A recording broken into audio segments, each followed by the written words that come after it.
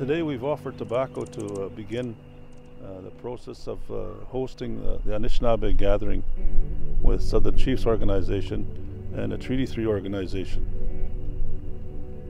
This idea came from a number of discussions for many years about hosting of Anishinaabe gathering from the tables that I sat at, and the implementation piece of it just recently was being moved by Grand Chief Jerry Daniels and Grand Chief Francis Kavanagh, and we agreed to host the gathering in this area.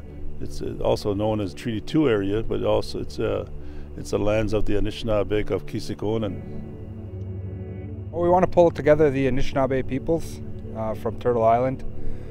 We want to bring together the different stories and histories of our people and the experiences that they're having throughout the territory and the lands that we share. And we want to talk about the clan systems, the creation stories, Anishinaabe, the Windagukan, and all the different stories that helped shape who we are today as Anishinaabe. And so we want to ensure that those stories are being shared and that we're coming together to rekindle our relationships with one another. It's been talked about for a long time, you know, and we were a nation way before settlers came here. We've always got together as allies in doing other activities. You know, we used to have some of our harvesting and gathering practices, you know, in the Lake of the Woods area or White Shell. You know, our people all used to gather together, you know, in group settings, much like the setting we'll have here this summer.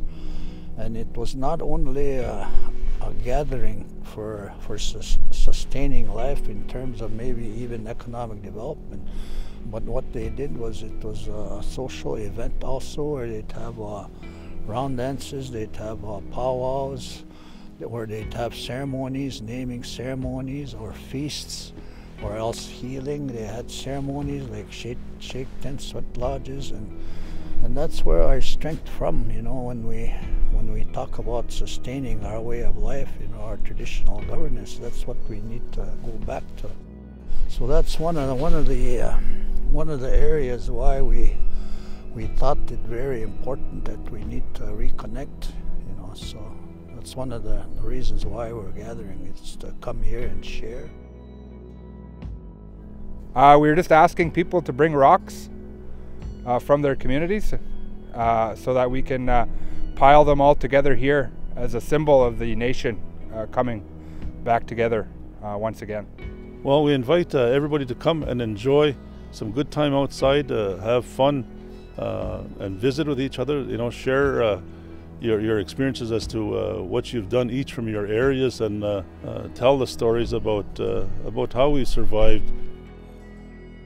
It enriches our knowledge. It's a part of a growing, a growing mass of knowledge, and it helps for us to shape our decision making and how we approach the future. And it helps to shape who we are and how we interact with nature, how we interact with one another, how we see ourselves as Anishinaabe people, and also helps to revive the language as well.